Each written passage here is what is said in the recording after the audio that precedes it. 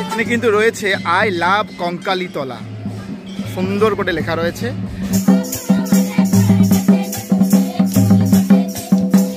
খুব সুন্দর। আর এখানে বলে দিই বেহুলা লক্ষিন্দরের শুটিং হয়েছিল।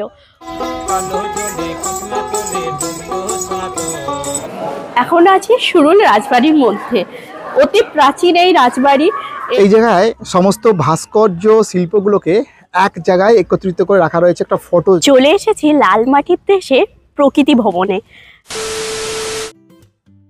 হাতে 1 কিংবা 2 দিনের ছুটি পেলেই চলো ঘুরে আসি শান্তিনিকেতন। শান্তিনিকেতন যাওয়া খুবই সহজ, যে কোনো ট্রেন ধরে, যেমন শিয়ালদা থেকে মা তারা এক্সপ্রেস, হাওড়া থেকে বন্দে ভারত, গণদেবতা কিংবা শান্তিনিকেতন এক্সপ্রেস ধরে খুব সহজেই বোলপুরে পৌঁছানো যায়। আর সঙ্গে যদি নিজের গাড়ি থাকে কিংবা 2 হুইলার তাহলে বিশেষ সুবিধে হয়, কারণ শান্তিনিকেতনের সাইট সিন করতে নিজেদের প্রাইভেট গাড়ি থাকলে খুব সুবিধে। শান্তিনিকেতন তো পৌঁছে গেলাম, থাকবো কোথায়?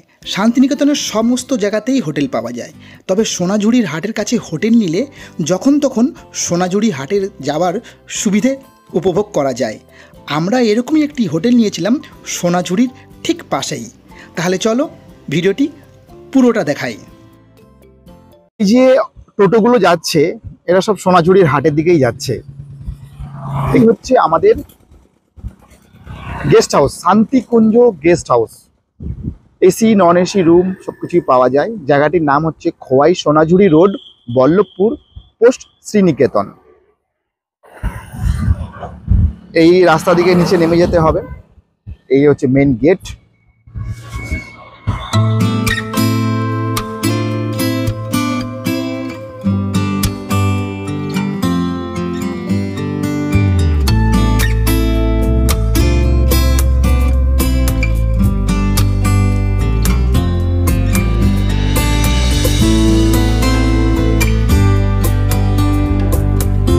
এটি হচ্ছে প্লেগ্রাউন্ড। এখানে বাচ্চারা খেলাধুলা করতে পারবে, বিকেলবেলা বসে টাইমও কাটাতে পারবে। আর রিসোর্টটা দেখো, খানিকটা মন্দারমণিতে যে আমরা সমুদ্রের ধারে যে রিসোর্টগুলো দেখতে পাই কটেজ টাইপের, সেরকম টাইপের রিসোর্ট। চলো এবার গিয়ে দেখি মেন রুমটা কেমন। আর একটা রুম খুলেছে, এই রুমটা আমরা এখন দেখব। ছোট্ট একটি রুম, ছিমছাম রুম। এসি রয়েছে, এলইডি টিভি রয়েছে, একটা টি টেবিল রয়েছে। বাথরুমটাও বেশ ভালোই আছে, commode system bathroom with geyser, shower, mixer লাগানো রয়েছে, ঠান্ডা গরম জলের ব্যবস্থা, বেসিনেও ঠান্ডা গরম জলের ব্যবস্থা রয়েছে। এদিকটায় মেন বিল্ডিং, সামনে গার্ডেন, স্টাফদের থাকার জায়গা। আর এটা হচ্ছে রাস্তা যেটা সোনাঝুরির হাটের দিকে যাচ্ছে। এই সাইডটা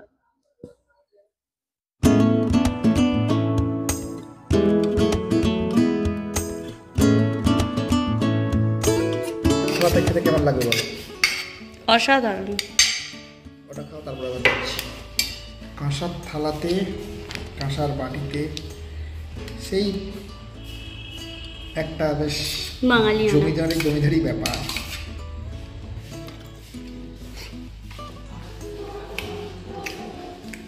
পালং ডাঁটা, মূলো ডাঁটা এখনো পর্যন্ত বাড়ির খাবারই মনে হচ্ছে।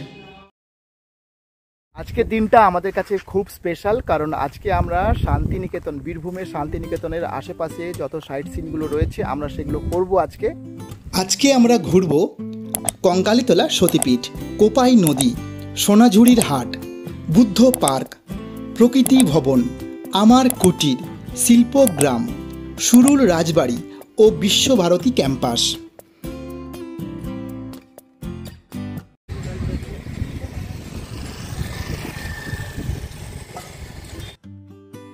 চলে এসেছি আমরা আমাদের প্রথম স্পটে, কঙ্কালীতলা সতীপীঠ।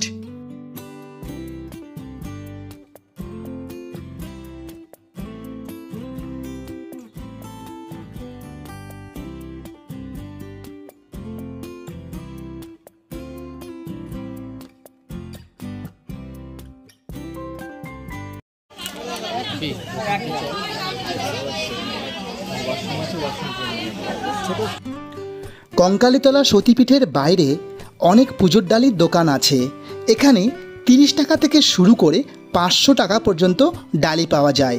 যে যার নিজের পছন্দ মতো ডালি নিয়ে মন্দিরে গিয়ে লাইনে দাঁড়াতে হবে। এখানে কিন্তু রয়েছে আই লাভ কঙ্কালীতলা, সুন্দর করে লেখা রয়েছে। আর ওইদিকে ওই আদিবাসী নৃত্য চলছে, ওই দেখো আদিবাসী নৃত্য চলছে।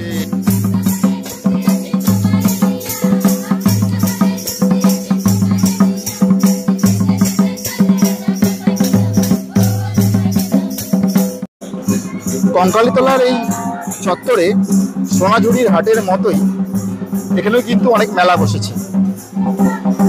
আর সামনে দেখতেই পাচ্ছ আদিবাসী নৃত্য চলছে আলাদা আলাদা ড্রেসে, এদিকে ওইদিকে সব দিকে। আর এখানে মেলাও বসেছে, সুন্দর মেলা।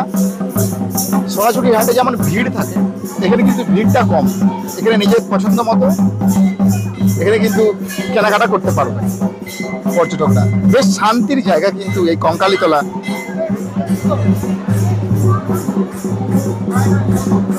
খুব সুন্দর।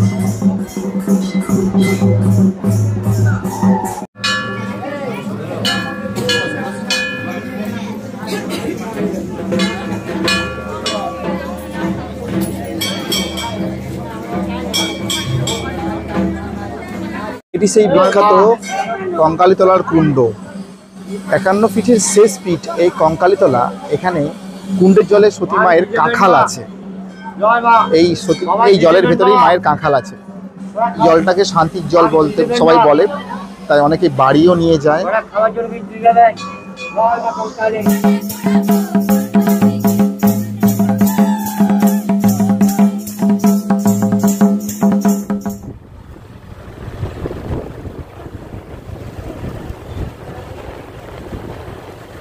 চলে এলাম আমরা আমাদের দ্বিতীয় স্পট, কোপাই নদীর তীর।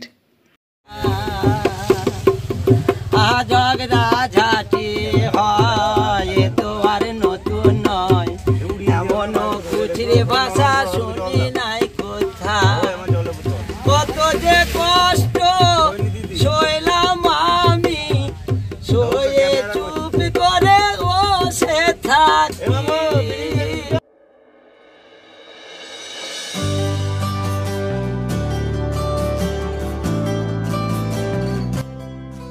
কোপাই নদীর তীরে সোনাঝুরি হাটের মতো এখানেও অনেক বাজার তোমরা দেখতে পাবে। অনেক কম দামে তোমরা বাড়িতে নিয়ে যাওয়ার মতো জিনিস এখানে কিন্তু পেয়ে যাবে। এখানে এই নেক পিসগুলো খুবই সস্তা, খুব রিজনেবল প্রাইসে পাওয়া যায়। 60 থেকে স্টার্টিং রেঞ্জ। ইয়াররিং আছে 20 টাকা থেকে স্টার্টিং, আর বেশি নিলে অবশ্যই এই দাদার দোকানে ডিসকাউন্ট হয়ে যাবে। জায়গাটা কোথায়? আর জায়গাটা ওই কোপাই নদীর ঠিক কাছেই।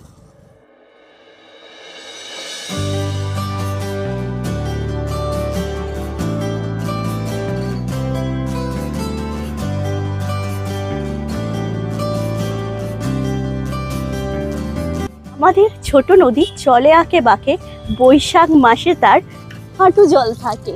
এই সেই রবি ঠাকুরের বইয়ের পাতায় পাওয়া যায় সেই কোপাই নদী, যাকে ছোট নদী হিসাবে বর্ণনা করা হয়েছে। সত্যি বলতে নদীটার নাম ছোট নদী হলেও এই কোপাই নদীর সৌন্দর্য কিন্তু কোনো অংশে কম নয়, বরং বৃহৎ গুণ বেশি।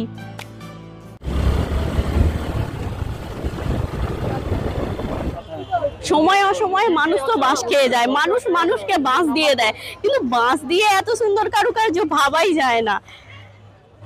Just wow.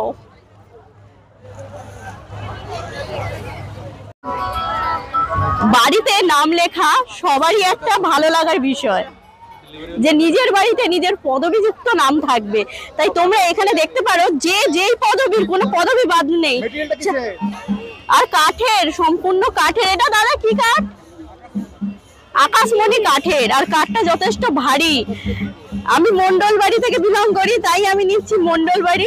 আর তোমরাও চাইলে দে বাড়ি, দাস বাড়ি, ব্যানার্জি, ঘোষ বাড়ি, সেনগুপ্ত, গীতাঞ্জলি, দত্ত বাড়ি, মানে যে যে পদবীর, সব পদবীর নেম প্লেট তোমরা পেয়ে যাবে। যত দেখছি মনটা ততই ভালো হয়ে যাচ্ছে। এখানে একটা জিনিস বলে দিই, যতক্ষণ আলো থাকবে ততক্ষণই এই সোনাঝুরির হাটটা জমজমাট থাকবে। এরপর যখনই আলো কমতে থাকবে তখন আস্তে আস্তে হাটটা উঠতে থাকবে, কারণ এখানে গ্রাম বাংলার সেই ঐতিহ্য যাতে হারিয়ে না যায়, তাই কারেন্টের আলোয় কিন্তু কোনো বিজনেস হয় না। কি ফ্যানটা দেখতে, জায়গাটা কত সুন্দর, তো বাইরে থেকেই দর্শন হয়ে যাচ্ছে।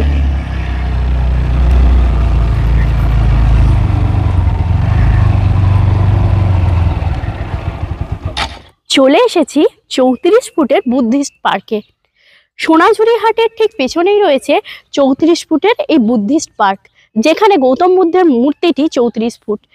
এটা পঞ্চনীতি, তারপরে অষ্টাঙ্গিক মার্গ, কি করে সত্যের পথে চলতে হয়, চুরি না করতে হয়, মদ্যপান করা উচিত নয়, এই সমস্ত জিনিস নিয়েই এখানে বুদ্ধরা তৈরি করে গেছে এই পার্ক, যাতে মানুষ সততার পথে চলতে পারে।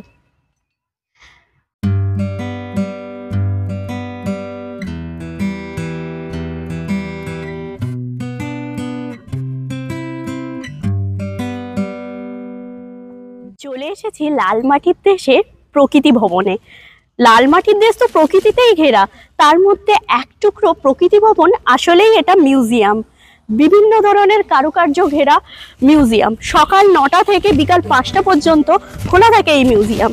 চলো ভেতরে গিয়ে দেখি।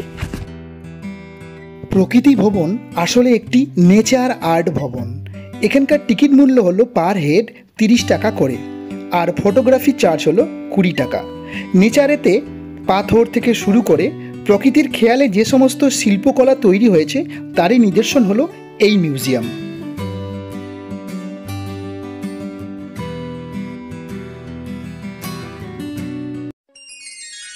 আমরা এখন চলেছি রাঙামাটির দেশে আমার কুটিরে।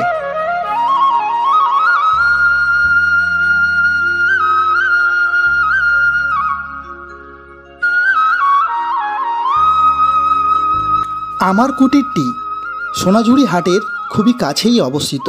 আমার কুটির যাওয়ার যে রাস্তা লাল রঙের, তা দেখে মন এবং প্রাণ দুটোই জুড়িয়ে যাবে।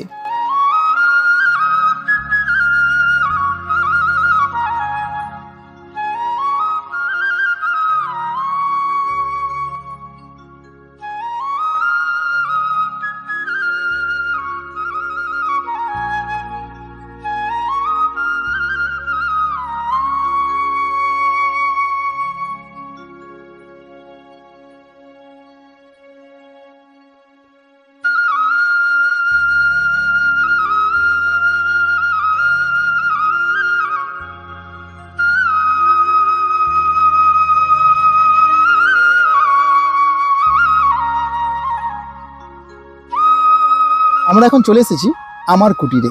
আমার কুটির হলো দেশ স্বাধীন হওয়ার আগে কবিগুরু এখানে সমস্ত বিপ্লবীদের জন্য একটি সংস্থা বানিয়েছিলেন। এখানে তারা গোপনে মিটিং করতেন এবং বাংলার কুটির শিল্প, বাংলার সংস্কৃতিকে নিয়ে মানুষের মধ্যে বিপ্লব ছড়িয়ে দিতেন। সেই থেকে আমার কুটির ভীষণ প্রসিদ্ধ ছিল।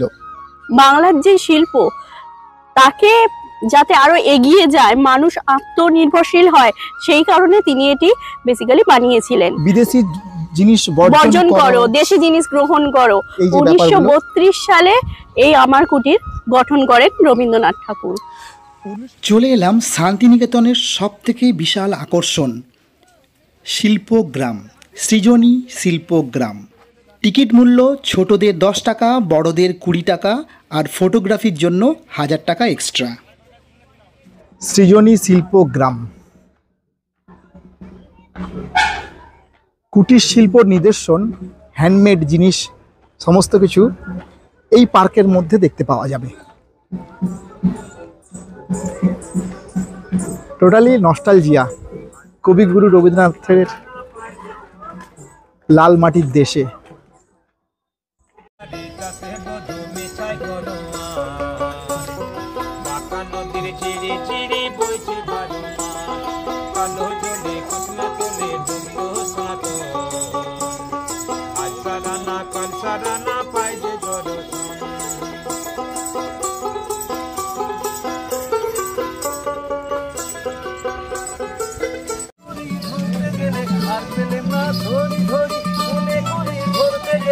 আর পেলে না দেখেছি দেখেছি রূপসাগরে মনের মানুষ কাঁচা সোনা হাতে নাও ভালো করে নাও দেখেছি রূপসাগরে মনের মানুষ কাঁচা সোনা আরে ধরি ধরি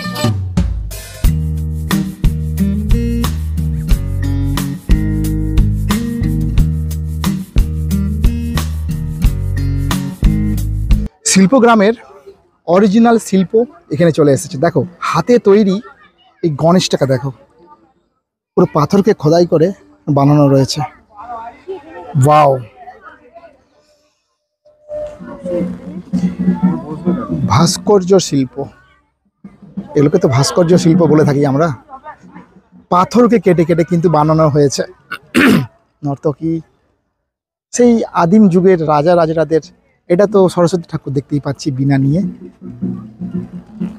পাথরকে কেটে এত সুন্দর রূপ দেওয়া হয়েছে, সো লাভলি। আর একটা জিনিস দেখাই, এখানে একটা গাছ আছে, গাছটাকে কিভাবে ছুরি দিয়ে কেটে কেটে নকশা করা হয়েছে। অসম, সত্যি শিল্প সৃজন গ্রাম।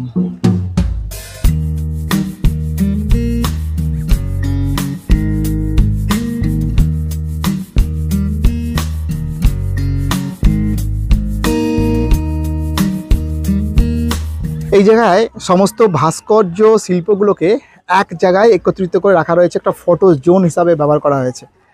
এই পার্কের মধ্যে কেউ যদি বড় ডিএসএলআর ক্যামেরা নিয়ে আসো, তাদের কিন্তু এক্সট্রা করে চার্জ দিতে হবে 1000 টাকা। Mobile camera free. যদি বাড়ির কোনো ডিজিটাল ক্যামেরা থাকে তাতেও কিন্তু পয়সা দিতে হবে। সত্যি মন ভুলিয়ে যাওয়ার মতো জায়গা। এই জায়গায় এসে থেকে মনে হচ্ছে যে আর বাড়ি ফিরবো না, এখানেই থেকে যাই। এত সুন্দর সূক্ষ্ম সূক্ষ্ম হাতের কাজ, কারুকার্য। এখানে যে আদিবাসীরা মানে এই গ্রাম বাংলার শিল্পকে এখনো পর্যন্ত ধরে রেখেছে, সত্যি গর্ববোধ করি বাংলার শিল্প। বিস্তারিতভাবে বেশি দেখাতে পাচ্ছি না, তবে এই শিল্প গ্রামে এলে তোমাদের কিন্তু যেতে একদমই ইচ্ছা করবে না, কারণ প্রত্যেকটা শিল্পকে খুঁটিয়ে খুঁটিয়ে দেখতে কিন্তু ভীষণ বেশি টাইম লাগে। তো আমাদের হাতে বেশি টাইমও নেই যে আমরা একদম খুঁটিয়ে খুঁটিয়ে প্রত্যেকটা জিনিসকে দেখব। বাট তোমরা যখন এই শিল্পগ্রামে আসবে অবশ্যই হাতে টাইম নিয়ে আসবে, তাহলে তোমরা অনেকক্ষণ ধরে সময় দিয়ে এখানকার সমস্ত কারুকার্য, সমস্ত সংস্কৃতি এবং সমস্ত শিল্পকলা ভালোভাবে দেখতে পারবে।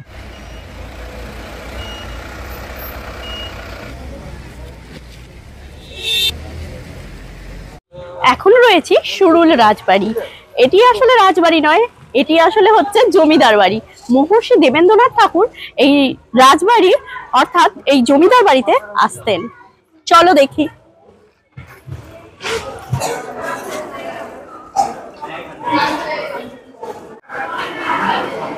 এখন আছি সুরুল রাজবাড়ির মধ্যে।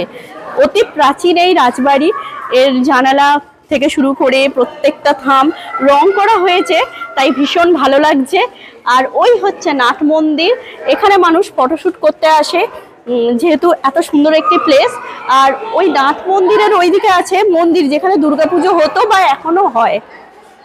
আর এখানে অলরেডি দেখছি সিরিয়ালের কিছু মানুষ এসেছে যারা নিজেরা ফটোশুট করছে।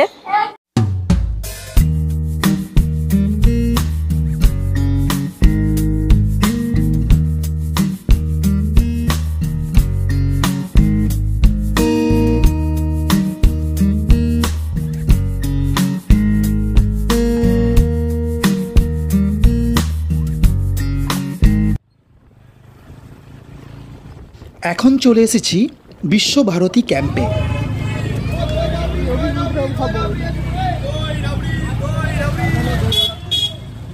সেই ঐতিহাসিক মানে ঐতিহাসিক আর কি প্রাঙ্গণ আর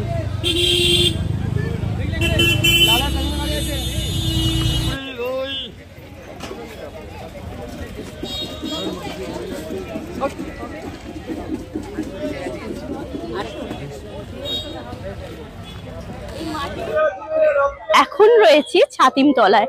সত্যি শান্তির জায়গা শান্তিনিকেতন। আর মহর্ষি দেবেন্দ্রনাথ ঠাকুরের এইটাই ধ্যানের বেদি। 1862 সালে মার্চ মাসে তিনি এই স্থানে এসে এই দুটো ছাতিম গাছের নিচে ধ্যান করতেন, আর এটা পরবর্তীকালে বেদি হিসাবে নির্মিত হয়। সত্যি শান্তি। রাবড়ি রাবড়ি আছে 40 টাকা, দই আছে 20 টাকা। রাবড়ি 40 টাকা আর দই 20 টাকা। এখন রয়েছি বিশ্বভারতী মিউজিয়ামের সামনে। মিউজিয়াম 1টা থেকে 2টো পর্যন্ত বন্ধ থাকে, 2টোর সময় খোলা হবে যেহেতু এখন লাঞ্চ টাইম। আর এখানে সামনেই ক্যান্টিন রয়েছে। আর এখানে সেই নোবেল আছে যেই নোবেলটা মানে চুরি হয়ে গেছে, এটা ডুপ্লিকেট রাখা রয়েছে। শোপিস সমেত ওয়াল হ্যাঙ্গিং মূর্তিগুলো বিক্রি হচ্ছে। এখানে লেখা আছে রবি ঠাকুরেরই সেই বিখ্যাত গান ভেঙে মরে। দিয়ে দাও, হাতে দিয়ে দাও। এখানে অমুল দইওয়ালার নাম তো তোমরা সবাই শুনেছো, সেই বিখ্যাত দই এবং রাবড়ি এখানে বিক্রি হচ্ছে। 20 টাকা দই আর 40 টাকা রাবড়ি। বন্ধুরা, ভিডিওটি কেমন লাগলো? যদি ভালো লেগে থাকে তাহলে অবশ্যই লাইক দিয়ে তা আমার দিকে জানান দিও। আর চ্যানেলে নতুন হলে সাবস্ক্রাইব করতে ভুলো না। তাহলে চলো, দেখা হচ্ছে নেক্সট ভিডিওতে।